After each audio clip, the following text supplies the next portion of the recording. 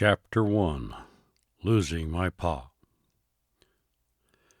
When the hills were just starting to show light, Pa shook me out of bed and said, "Get your rifle and start tracking the team."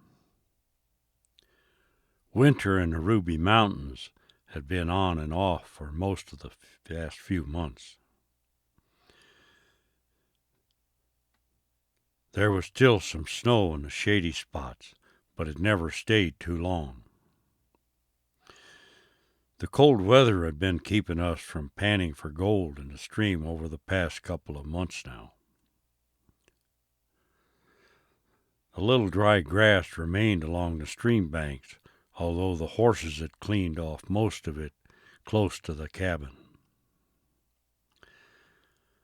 I had to picket the horses upstream for a short walk during the day and bring them into the corrals at night. In the last few weeks, we did have some rain and some warmer weather, so the grass was just starting to show now. That morning, Pa told me, "Ronnie, Bill got the top rail down, and Sally went with him. You may have a long walk to find them." Getting into my pants, boots, and pulling my shirt over my head, I tucked it into my pants and grabbed my jacket off the peg on the wall by the door. I was about to go out into the cold morning when Pa said, "Grab a couple of biscuits and cut yourself a slab of meat. It's time to get started. You're burning daylight. There's no telling when they got out and how far away they are." As I started out the door, I picked up my Spencer rifle and a handful of shells, and putting them into my coat pocket. I already had my rifle loaded. All I had to do is cock the hammer and let her bang. Off I went after the two draft horses. February could bring most any type of weather. Give it a day or two and you can have about anything you might come along. Bill had a bad habit of grabbing the top rail with his teeth, sliding it over, and walking out of the corral. He was a master escape artist. After pulling my collar up around my neck, I walked over to the corral and picked up their halters and lead ropes for Bill and Sally. I should have tied that rail off with the rope, but I had forgotten. This was the second time I had not tied the rail off, and it is now costing me a walk, long, cold walk to find the team.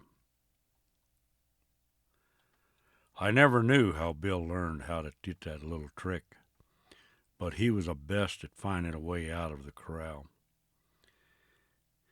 We had not used Bill and Sally for a few days, so I found their tracks right off, heading toward the hills to the northeast. There was not much of a chance of missing their tracks, since they both had big feet, and each weighed just under 2,000 pounds. Pa had just put new shoes on Bill, so that would be a great help in tracking them. He would leave clean marks in the snow, easy to find, easy to follow him. They both were long of leg, and they were stepping out like they had some place to go and a short time to get there. After clearing the trees that were on the other side of the stream that we had been panning gold in, I picked up the trail, still heading northeast, heading for the hills 5+ miles away. I walked for most of the morning, working their trail. The sun was starting to take the bite out of the cold winter air. It looked like they were heading to the little valley that's about 5 miles from our cabin. It had a nice-sized stream running down the center with willows and cottonwood trees growing along its banks. The hills on each side of the valley had pine trees growing up to the top of the hill, and it was really a nice spot. I might want to have a cabin in this valley sometime. I was thinking to myself about that first time we set eyes on this valley. That was only a couple months ago. Pa and I had spent a couple days pulling 6 logs out for firewood from the lower end of this valley, closer to the cabin. Thinking the horses had liked the grass along the stream, I would head up that way. I decided to take a shortcut that would lead me to the center of the valley. I came to the game trail that lined up the side of the mountain, among the pines. The trail looked like it was heading to a saddle between 2 low hills. Behind the hills should lay the valley. The deer and elk were using this trail to get to the water from their bedding areas. There were many tracks leading up this hill. The climb was slow. If I was right, I could save a couple of hours that it would have taken me to skirt the line of the hills and reach the mouth of the valley from the south. I knew I was taking a chance finding them midway up the valley. If I was wrong, I would have to go back and pick up their tracks at the lower end and start over. When I got to the top of the hill, I was breathing a bit hard. I had pushed myself hard to get to the top. The sooner I found the horses, the sooner I could get back to the warm cabin. The view was great. I could see down the valley, both directions, with its stream running between the trees. This was a great place to catch my breath and take a look around. I could see the stream, and I could see my breath in the cold air. Not seeing the horses from this location, I dropped down the back side of the hill to the creek below to get a drink and wash my face in the cold ice water. Reaching the creek, I could not see their tracks, so I washed my face, got a drink. There was still ice along the edge of the stream, and the sun was some work to do yet. I crossed over the stream using some rocks, stream bed. I had to go slow due to the rocks having collection some ice. When I reached the far side, I found the tracks. They looked fresh.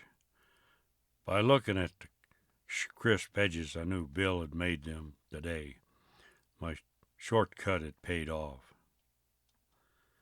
Feeling like I was close now, I felt Bill and Sally would stay to the lower ground along the water because the grass was better.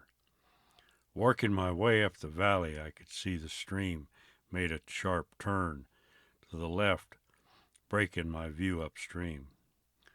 As I rounded the finger that extended out from the ridge coming off the mountain to the left, I was able to look upstream and I could see Bill.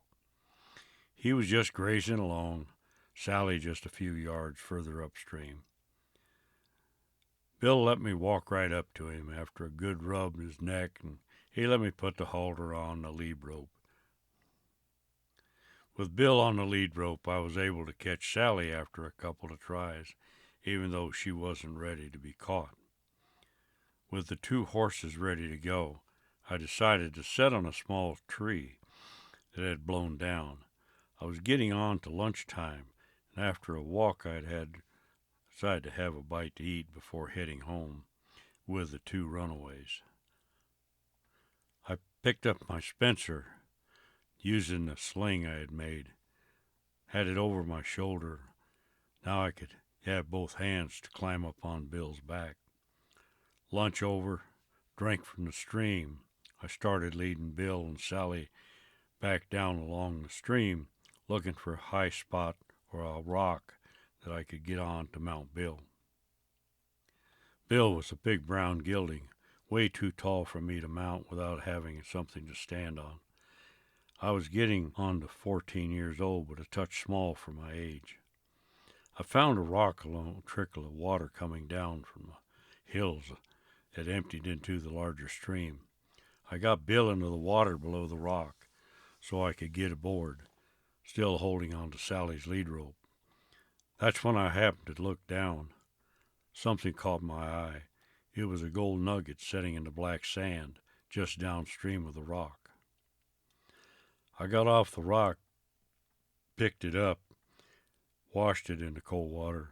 The nugget was not a large one, but it was bigger than we had been getting out of the main stream by the cabin. We had been panning for gold most of the fall and some over the winter, without much luck.